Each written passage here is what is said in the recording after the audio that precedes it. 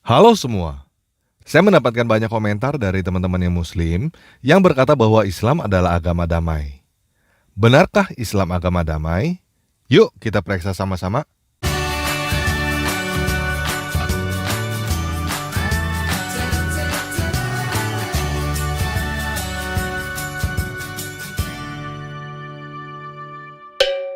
Nah, sekarang kita bertanya kepada Ustadz Khalid Basalamah ya. Assalamualaikum Ustadz, saya mau bertanya nih, benarkah Islam adalah agama damai? Maksudnya, benarkah Islam disebarkan tanpa pertumpahan darah? Kalau seandainya ada orang Nasrani, Yahudi, semua orang kafir yang mengatakan kepada Anda Islam dikembangkan, diekspansi dengan perubahan darah, katakan iya. Memang iya. Karena banyak orang Islam, subhanallah, kayak orang yang ketakutan kalau dikatakan Islam itu disebarkan dengan pedang. Saya katakan ikhwas sekalian, memang Islam dikembangkan dengan pedang. Jihad itu dikumandangkan memang dari dulu. Ada pengembangan Islam dengan dakwah, ada pengembangan Islam dengan pedang. Nabi SAW menyerang Mekah itu dengan kekuatan memang. Sampai menaklukkan Mekah, akhirnya tersebar Islam di Mekah. Dan kalau tidak ada jihad pada saat itu, Mekah akan tetap jadi kota kafir. Jangan dilupakan sejarah itu. Hah? Gak salah Ustadz. Kok saya sering mendengar bahwa Islam tidak menyebarkan agama dengan perang? Katanya Islam hanya berperang kalau diserang. Awalnya dari jihad. Banyak orang subhanallah menganggap takut kalau mengatakan Islam disebarkan dengan pertumpahan darah. Memang benar. Pada saat maju menawarkan peperangan, kita tawarkan Islam dulu. Tidak bisa Islam, tidak bisa orang jihad kalau tidak tawarkan nih. Kecuali kalau kita diserang tiba-tiba. Kalau untuk ekspansi, syarat mutlak disepakati oleh jumhur ulama, harus tawarkan Islam dulu. Kalau mereka nolak baru jizyah, upeti. Kalau mereka nolak baru perang. Dan ini tanpa nunggu kita diserang. Memang ini ekspansi. Memang ekspansi Islam, disebarin Islam itu. Gitu kan? Kalau mereka nolak terjadi peperangan, ini memang peperangan. Kasus saya katakan Mekah misalnya. Kemudian waktu Nabi SAW menyerang Tabuk, gitu kan. Perang Hunain. Waktu Nabi SAW melanjutkan menyerang wilayah-wilayah yang mendekati kota Taif, gitu kan. Dan banyak peperangan-peperangan yang lain. Nabi SAW ekspansi Islam. Tapi kita fair datang menawarkan Islam, nolak baru kemudian ya kita bayar jizyah, kalau nolak baru perang. Oh begitu. Ya, ya. Berarti Islam bukan hanya berperang kalau diserang. Islam menyerang atau ekspansi untuk menyebarkan agama. Untuk ekspansi, pertama menawarkan Islam, kalau menolak disuruh bayar jizyah, kalau menolak baru perang. Betul ya? Yakin gak nih Ustadz bahwa ini adalah apa yang diajarkan dalam agama Islam? Kita harus tahu memang ini ibadah dalam agama. Hah? Ini adalah ibadah? Ini ibadah dalam agama. Jangan karena kita dikatakan teroris lalu kemudian kita tidak berani jihad. Enggak, ada jihad itu. Tapi pada tempatnya dan waktunya, gitu kan? Pada tempatnya dan waktunya. Pertama Allah SWT mengatakan kalian harus punya persiapan, keterampilan untuk berperang. Dan itu untuk menakut-nakuti musuh-musuhnya Allah. Memang dianjurkan. Nabi SAW menyuruh kita punya persiapan. Nabi SAW tiap hari melatih sahabatnya berkuda, melempar tombak, memanah, berenang. Bahkan beliau mengatakan ajarkan anak kalian menunggangi kuda sementara kuda itu berlari dan suruh dia loncat di atasnya. Para sahabat tiap hari melatih diri mereka dengan keterampilan. Bukan untuk terorisme, bukan untuk merebut haknya orang lain, tapi untuk membela agama Allah Subhanahu Wa Taala. Karena itu asasnya jihad, kata Nabi SAW, siapa yang berperang ya untuk meninggikan kalimat la ilaha illallah, dia akan masuk surga. Memang itu targetnya. Bukan untuk terorisme, bukan untuk terorisme, tetapi untuk menakut-nakuti orang. Untuk menakut-nakuti musuh-musuhnya Allah. Memang dianjurkan. Bukan untuk terorisme, tetapi untuk menakut-nakuti orang. Yang disebut dengan terorisme ya menakut-nakuti orang itu Ustadz. Menebarkan teror. Jadi, apakah umat Islam boleh membunuh Ustadz? Pertanyaannya, bolehkah saya membunuh orang yang menghina Nabi SAW? Kalau kita kembali ke dalil, boleh. Kalau kembali ke dalil, boleh. Nabi SAW pernah menyuruh para sahabat membunuh Ka'ab bin Ashraf. Baca dalam riwayat Bukhari. Kenapa? Ka'ab bin Ashraf ini selalu menghina Nabi SAW. Selalu menghina Nabi. Apa kata Nabi SAW? Siapa yang mau bunuh orang ini buat saya? Ponakannya Ka'ab mengatakan saya. Lalu pergilah mereka lalu menyelesaikan 3-4 orang pergi membunuh Ka'ab bin Ashraf. Maaf ya Ustadz, saya kurang yakin. Saya coba tanya lagi kepada Ustadz yang lain ya. Ustadz Insan Mokoginta. Assalamualaikum Ustadz Insan Mokoginta. Saya mau nanya nih, apakah benar umat Islam boleh membunuh? Surat Muhammad ayat 4. Beliau menunjukkan surat Muhammad 4. Tolong dibaca Pak Ustadz dengan Pak Pendeta, hati-hati. Itu ada di kurung. Ya, apabila kamu bertemu dengan orang kafir di medan perang, itu dibuang, maka pancunglah batang leher mereka. Jadi boleh kita membunuh.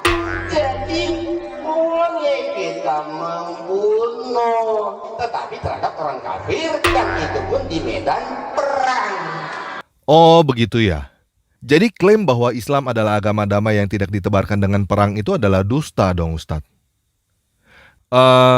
Tapi berdusta itu kan nggak boleh Ustadz. Dibolehkan dusta dalam Islam. Dalam peperangan, kalau musuh tangkap, antum ditawan lalu ditanya, berapa jumlah pasukan Islam? 1 juta. Padahal sebenarnya cuma 1000. Kemudian yang kedua adalah memperbaiki 2 orang yang sedang bertengkar. Si A, si B lagi bertengkar, lalu kita datang kepada si A. Sebenarnya si B itu merasa bersalah. Cuma dia lebih tua, dia nggak mau mulai minta maaf. Padahal si B nggak bilang itu. Ini dibolehkan islah dzatu bayyin namanya, memperbaiki 2 orang. Ustadz ngaco nih. Yang boleh berdusta itu kan si A. Si A itu kan bukan Islam. Kalau Islam mana boleh berdusta. Saya coba tanya kepada Habib Ahmad Zain ya. Assalamualaikum Habib. Saya mau bertanya nih. Apakah benar umat Islam boleh berdusta? Di Islam ada taqiyah. Ammar bin Yasir ketika itu dia kepada jeragannya, bosnya. Nah, dia berbuat begitu karena dia kalau tidak dia akan dibunuh. Tapi di dalam kita itu taqiyah kepada penguasa yang kafir, yang membahayakan apabila kita tidak mengikuti dia punya omongan, membahayakan diri kita. Itu bisa digunakan. Syiah sebenarnya sama, karena Syiah itu menganggap kita kafir. Oh begitu ya. Oke deh. Terima kasih ya Ustadz Khalid Basalamah, Ustadz Insan Mokoginta, dan Habib Ahmad Zain. Gimana teman-teman? Jelas ya? Jadi kalau ada orang yang berkata bahwa Islam adalah agama damai, agama yang tidak disebarkan dengan perang, cuma ada 2 kemungkinan. Orang itu sedang berbohong dengan penuh kesadaran, atau orang itu sedang berbohong tanpa dia tahu bahwa apa yang dia katakan adalah sebuah kebohongan. Nah, sampai di sini, pasti banyak teman-teman muslim yang mau berkata, oh orang Amerika juga begitu, orang Belanda juga begitu, orang kafir juga begitu, penjajah.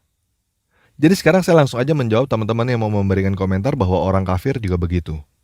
Terima kasih, karena kamu telah membuktikan bahwa agama kamu tidak ada bedanya dengan kafir.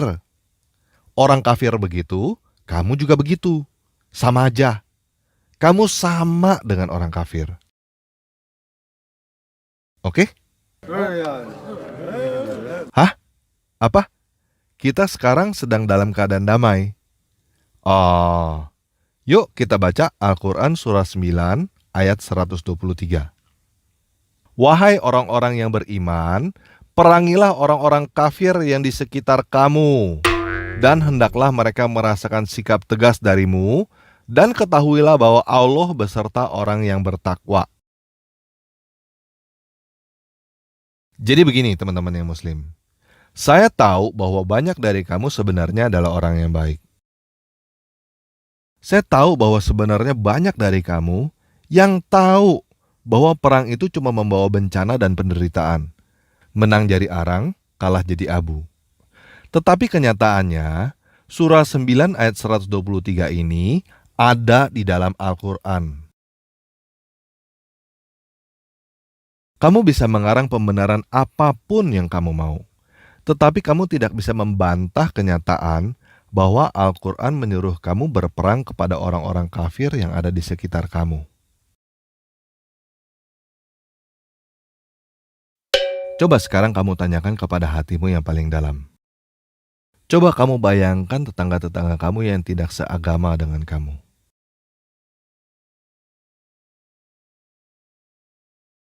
Apakah berperang dengan tetangga-tetangga kamu karena berbeda agama adalah hal yang benar atau hal yang tidak benar? Kalau kamu berkata bahwa berperang dengan tetangga kamu karena berbeda agama adalah hal yang benar, kamu sakit jiwa, bro. Berperang dengan tetangga kamu karena berbeda agama adalah hal yang tidak benar, hal yang salah. Kamu tidak akan masuk surga karena kamu berperang dengan tetangga kamu. Dan kamu tidak akan masuk neraka karena kamu tidak mau berperang dengan tetangga kamu. Nah, kamu mungkin tidak mau berperang dengan tetangga kamu karena berbeda agama. Tetapi mungkin anak cucu kamu yang akan berperang dengan tetangga kamu karena dia menjalankan apa yang diperintahkan di dalam surah 9 ayat 123.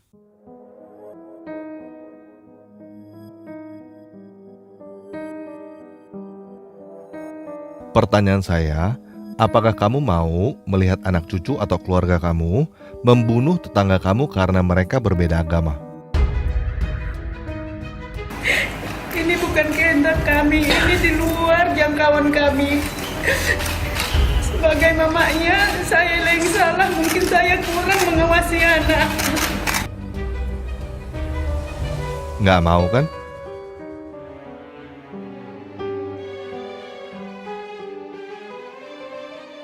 Jadi begini, sebelum teman-teman meninggalkan Islam, saya mau memberikan satu ilustrasi supaya teman-teman mengerti apa yang teman-teman lakukan. Oke? Ada seorang anak yang sedang dalam perjalanan pulang. Di tengah jalan, dia ketemu seorang preman yang berkata, Serahkan uang kamu kalau kamu mau selamat. lalu anak itu berkata, Om mau merampok saya ya Om. Preman itu berkata, Oh tidak, saya meminta baik-baik. Saya ini cinta damai, tidak suka berkelahi. Makanya, kamu serahkan uang kamu kepada saya. Kita damai. Kamu bisa pulang dengan selamat. lalu anak itu berkata, kalau saya nggak mau kasih uang ke Om gimana? Preman itu menjawab, Berarti kamu tidak mau damai. Kamu ngajak perang. lalu anak itu berkata, oh jadi Om ini garung ya. Kemudian preman itu berkata, Dasar anak kurang ajar, berani menghina saya. lalu anak itu digebukin, semua uangnya diambil, dan setelah itu preman itu berkata, Syukurin loh, tadi udah ditawarin damai gak mau, malah menghina saya. Itu salah kamu sendiri. nah, pertanyaan saya, apakah preman itu menjadi preman suci hanya karena dia pakai baju putih dan berdoa 5 kali sehari? Islam itu artinya bukan damai, guys. Damai bahasa Arabnya adalah salam, bukan Islam. Islam itu artinya menyerah, atau tunduk, atau takluk, bukan damai.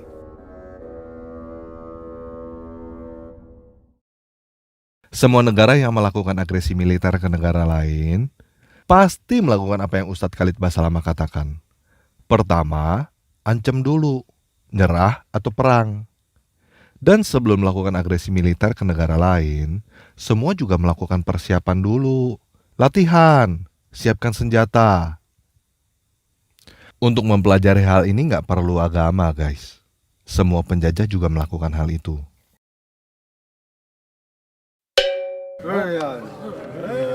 Hah? Apa? Teman-teman mau berkata bahwa Islam disebarkan di Indonesia tanpa berperang? Oke, silakan teman-teman cari di internet dengan kata kunci perang Padri. Ini saya bacakan kutipan artikel dari situs nu.or.id. Selama berlangsungnya perang, pasukan kaum Padri tidak hanya berperang melawan Belanda, namun mereka juga menyerang tanah Batak Selatan, Mandailing, untuk mengislamkan tanah Batak Selatan dengan menggunakan kekerasan senjata. Perang Padri ini terjadi pada tahun 1816 sampai 1833. Jelas ya? Jadi klaim bahwa Islam disebarkan di Indonesia tanpa perang adalah dusta lagi. Pertanyaannya adalah, apakah kamu beragama untuk belajar berdusta dan berperang?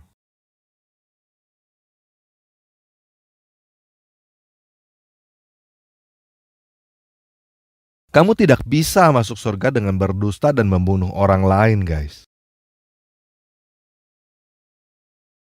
Dan kamu tidak akan masuk neraka karena kamu tidak mau berdusta. Kamu tidak akan masuk neraka karena kamu tidak mau membunuh orang lain. Begini, guys. Pada dasarnya kamu adalah orang yang baik. Untuk apa agama yang membuat kamu berdusta dan berperang dengan tetangga kamu? Lebih baik tidak beragama daripada beragama yang bisa membuat kamu berdusta dan membunuh orang lain. Nggak perlu agama untuk berdusta dan membunuh orang lain, bro.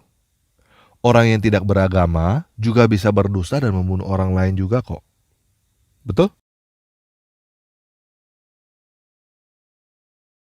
Tidak ada kebenaran dalam dusta, guys.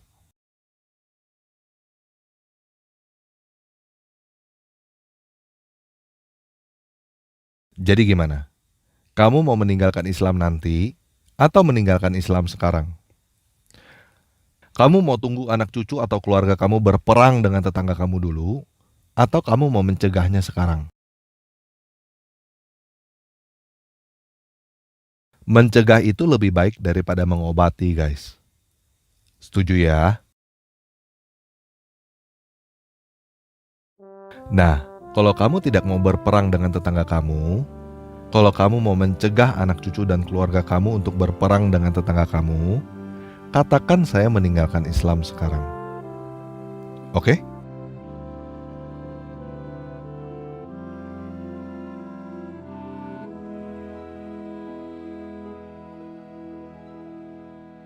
Oke, katakan saya meninggalkan Islam sekarang.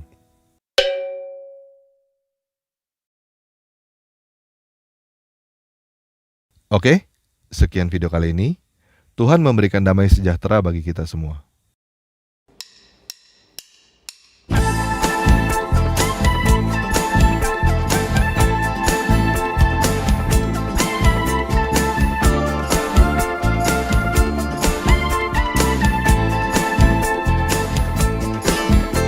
دورت كتير على شيء يسعدني، حاولت ألاقي حاجة تشبعني، وفضلت تايه في الدنيا هايم، قلبي لسه عطشان. سمعت واحد بيناديني، قال تعال امسك بإيدي، أنا عارفك ده أنا خلقك، أنا حاسس بيك،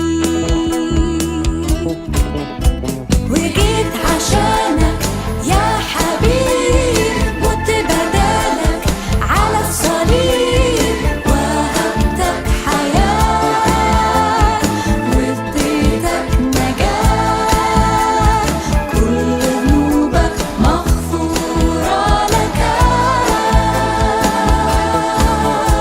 وشفت ايده ممدودة ليا بلمسة شافية، فتح عينيا نور طريقي، غير حياتي، انا اللي كنت بعيد. ازاي ما كنتش شايف ربي وكنت عايش من غيره جنبي، ركعت قدامه ومسكت بايده، صرخت بأعلى صوت، حياتي تبقى ليك اليوم، تشهد عن يسوع وتقول هو ده الطريق، وهو المليك، هو ده إلهي الأبدي. تعالى وسلم حياتك قدامه، ده هو إلهك وحاسس بحالك، هيديلك قوة ويضمن لك نصرة على كل خطية، هترنم معايا، حياتي تبقى ليك، تبقى